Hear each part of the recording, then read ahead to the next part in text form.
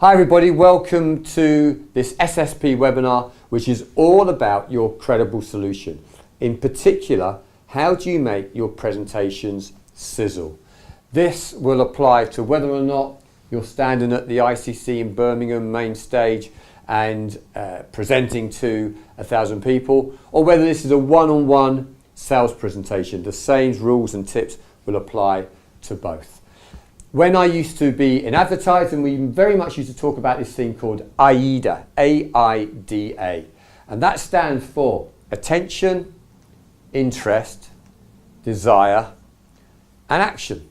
So if you were to take a look at this advert for datingdirect.com, not one that I've used personally, honest. However, if you were to look at that, what are the sort of AIDAs that are going on there? So what is creating your attention? Well, there may be a few things there, but for me, the main thing would be that search now. That single, are you looking for love? Here we are, it's flashing. It's very much trying to grab my attention. And then what is then keeping my interest? What's the thing that's actually making me think, okay, I'll look into this a little bit more?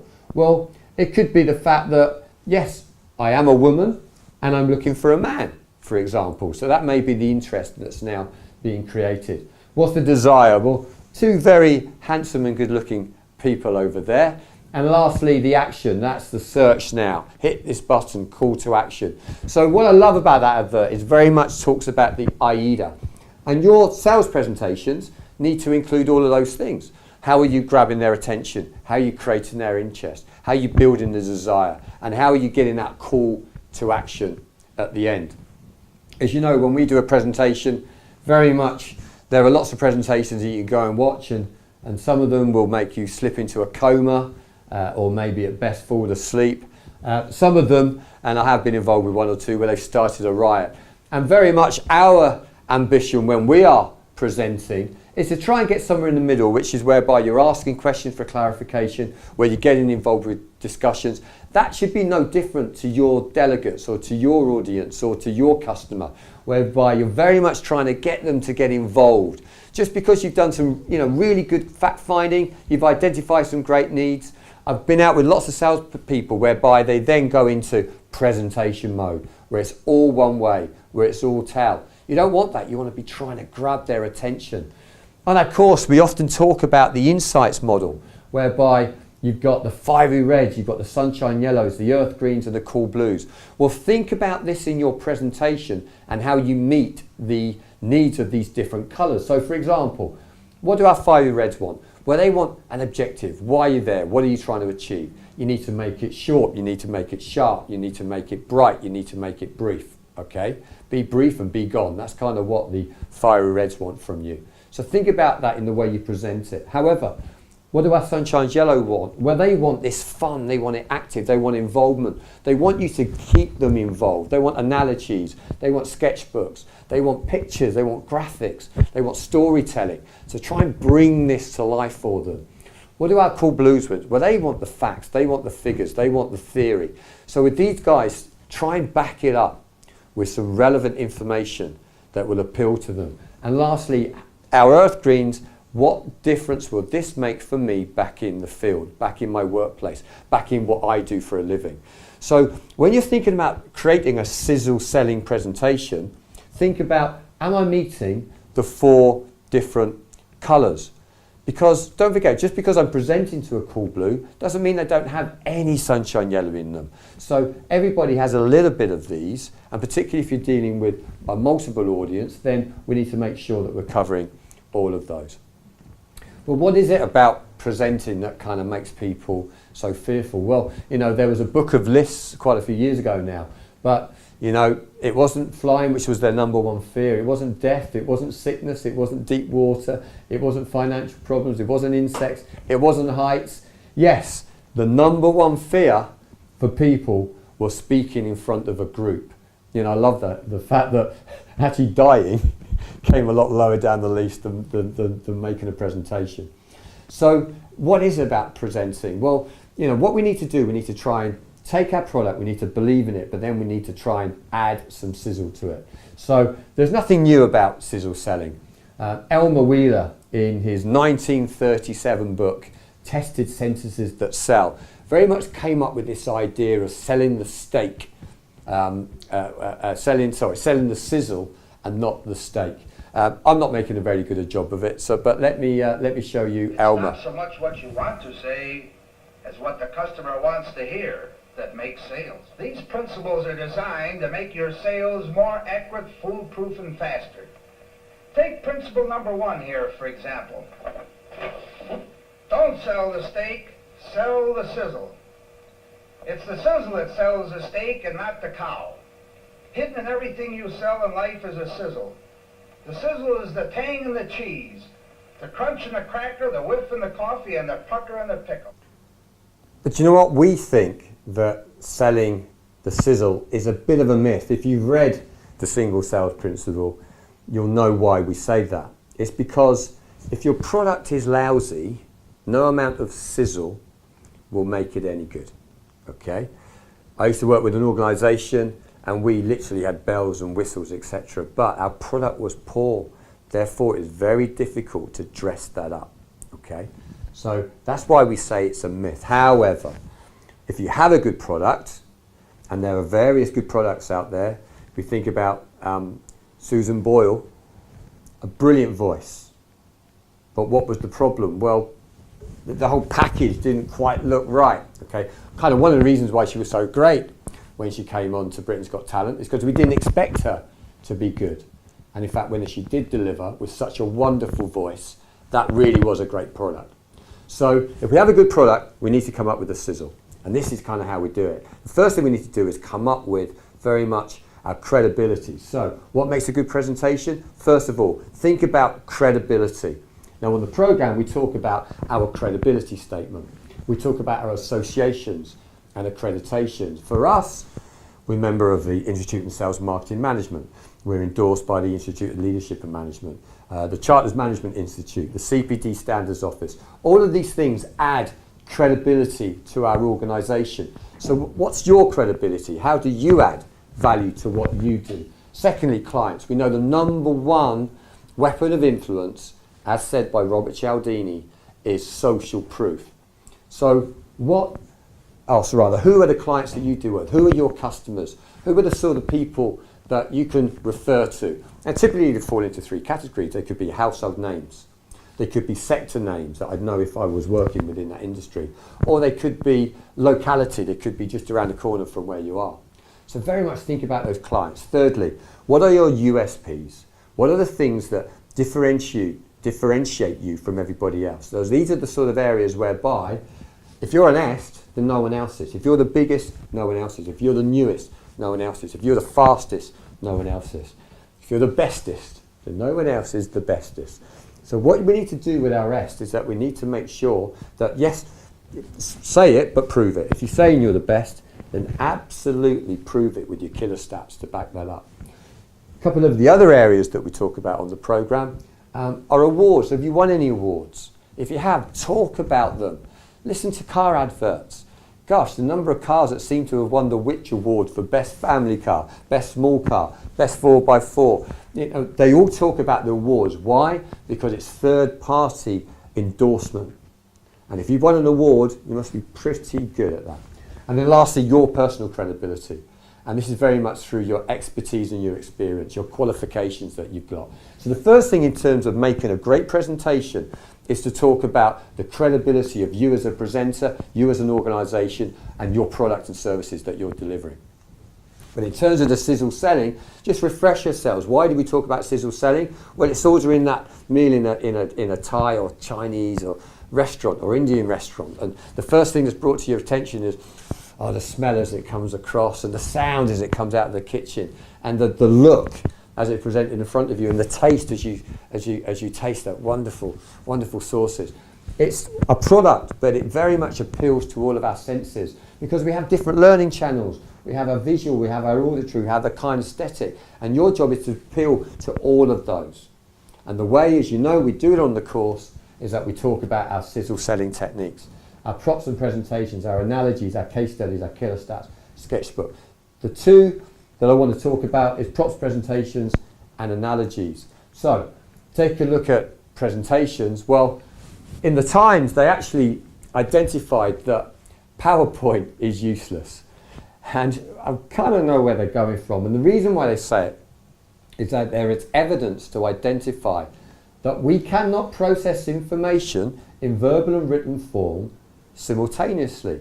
It was identified back in 2007 at the University of New South Wales. Let me use this chap to explain it in a little bit more detail. There's some things I hate about PowerPoint, and I figure it's kind of my duty to point them out. So here we go. Here's common PowerPoint mistakes. Number one, people tend to put every word they are going to say on their PowerPoint slides.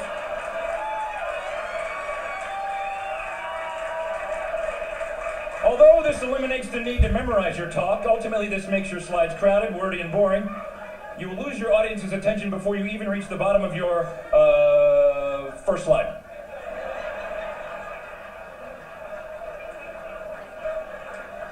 Please don't do that anymore, please.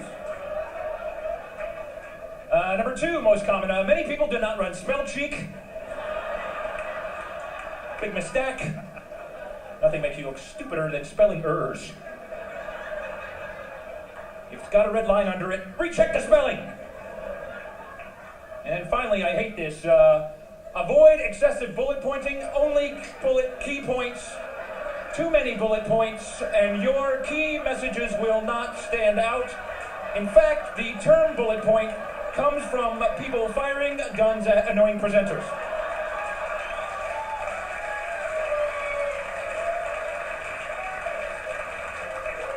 Hence the bullet point. Bad color schemes, not good. Clashing background and font colors can lead to distraction, confusion, headache, nausea, vomiting, and loss of bladder control. I can't stay on that one too long. Here's something I've noticed. The number of PowerPoint slides you have in your talk, the less useful your talk actually is. Unfortunately, my presentation is right there. I've also noticed this. People love to pack data in their presentations. They just shove more and more data thinking it's better, but it's not. The more data you have, the harder it is to read your slide, and the effectiveness plummets. Now you can improve the effectiveness by adding some shading and some 3D effects, and then some second order and third order effects, and then, I know, let's add some labels. That'll help a lot. And that's pretty much every marketing slide I've ever seen right there. So I think he explained it certainly better than I could.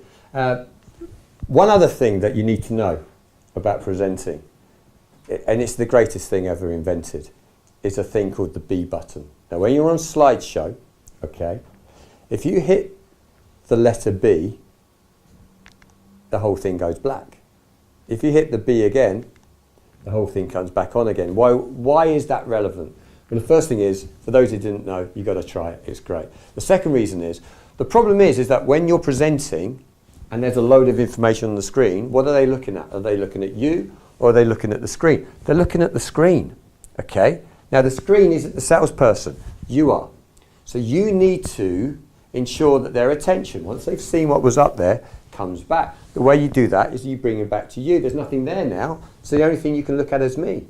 And as we know on the course, we talk about the way the message is delivered. And 55% is through the body language. 38% is through my tonality, my intonation, the pace of my voice, the tonality. Everything that I do will affect the way the message is delivered. That is just a one-dimensional screen, okay? So your B button is absolutely essential. The other thing to think about is the way that you actually deliver in terms of the order, etc. So for example, if I were to read out this information to you without you seeing it, okay, and we do this on our courses, is that, on our presentation skills courses, it's interesting the ones that are typically memorized. So if I read it out, you have to write down the words that you remembered. Which are the ones that you think actually are remembered the most? Well, it tends to be these. It tends to be the first couple. So ship and button, they were the first two that you read out. I got those. It tends to be the last couple. So most people would get satellite dish and mushroom. And then it's the things that are grouped together. So rain, wind, snow, they're associated with each other. Or happy, sad, angry, they're associated with each other. So they tend to be memorized quite well. Or the fact that I'm doing this presentation, Mark Blackmore, that works. Or sales targets because you have them, that works. Or SSP because that's the membership that you're affiliated to, that works. So when we're doing presentation, we need to think about what spikes the interest, how do we hold their attention, etc. And that's very much think about the first thing you say, the last thing you say, and the bits in between that will be associated. Because often we're not selling to the decision maker. We need the decision maker to take that and sell to someone else. So we need to think about how we make it easy for them to remember the key sales messages. So that's very much presentations. Props. Well, who remembers the trunkie on Dragon's Den? I do. The chap came in. It was a great little product, but Theo absolutely ripped it apart. Let's have a quick look at how that happened. 10% of his company. Well, it's just over 3 years since I was in the den. It's not such a distant memory. I think Trixie the pink trunkie still actually has nightmares about it. Meet Terence and Trixie, the world's first and only ride-on suitcases for globe-trotting tots. When you first came in, I actually thought it was quite cute. I loved it. I thought it was a really cute product. I could see how kids would enjoy riding on it. Bearing in mind you're putting small children on this, I mean, I saw you wheel it in a straight line. What happens if it... Oh, okay. And then Theo got hold of it. The turning point in the den from a good pitch to things tumbling downhill out of my control was when Theo got a little bit too aggressive with my pink Trixie suitcase. I did not expect the strap to break so easily, I've got to be honest. That got my attention. What did you do then? It'd get my kids' attention as well. Is this a faulty catch one? No, that's, you've pulled the hook off there, yeah? I shouldn't have done that, should I? Rob's suitcase isn't the only product that's been tested to the limit, Perfetus style. There is now the Theo test. Like, we'll hand it over to Theo and see whether or not it survives it. You know, and if it does, it's clearly a robust product. Are you trying to break it, Theo? Would I? There were several products that I know if I sold in my stores would come back. Now, the last thing you want as a retailer is products to come back. This one's rubbish. Yeah, I didn't design that, I'm afraid. No, but they are rubbish. Yeah. I think if anybody was tempted to invest in Trunkie, when the strap came off, I think people thought, well, nah, not for us. The moment Theo pulled that handle off, the whole integrity of the quality of that product was compromised. So I think...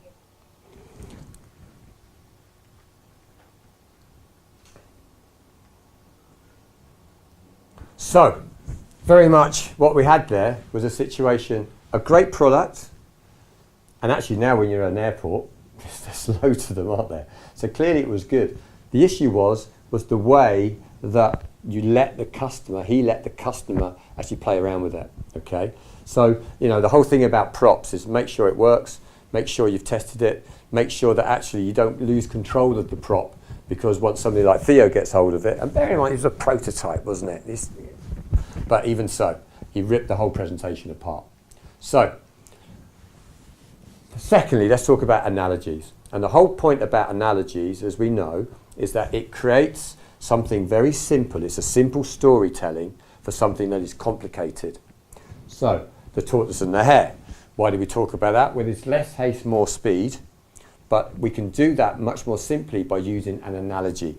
So metaphors, analogies, parables, what are they? What's their purpose? It's to explain something that is complicated into something that is easy to understand. If we look at movies, they do this all the time. Can we have the lights, please, Ben? So, let's take a look at this. For your information, there's a lot more to ogres than people think. Example? Example? Okay, ogres are like onions. They stink? Yes. No. Oh, they make you cry? No. Oh, you leave them out in the sun, they get all brown, start sprouting little white hairs. No. Layers. Onions have layers. Ogres have layers. Onions have layers. You get it. We both have layers. Oh, you both have layers. Oh. You know, not everybody likes onions. You're so wise. We're like a miniature picture Buddha covered in hair. My mom always said life was like a box of chocolates. You never know what you're going to get. Probably the biggest analogy of all is life is like a box of chocolates. So the idea of the analogy, and I know some of you guys struggle with the analogy, but if you can work analogies into your presentation and just bring it to life, bring it home, absolutely take it to their home. I.e., is it something they do on an everyday basis? If they're a football fan, then does it relate to football? If they like shopping, does it relate to shopping? Basically, take your message, put it into an analogy. It will get a home run a damn sight easier than just explaining all the features, advantages, and the benefits. So, really, just to summarise this webinar, we're really talking about how do you create AIDA? How do you create attention? And not by a faulty lock on the trunkie. We're talking about how do we genuinely get their interest through an attention grabber? How do you then maintain their interest during the presentation? How do you create the desire through the ways that you present the benefits to them, the emotional needs, the rational needs, what it will do for them? And lastly, how do you create this action? How do you get a click to call to action to get them to actually follow through with a delivery? So, thank you for watching. Pleasure as always speaking to you, and I look forward to speaking to you next week. Thank you.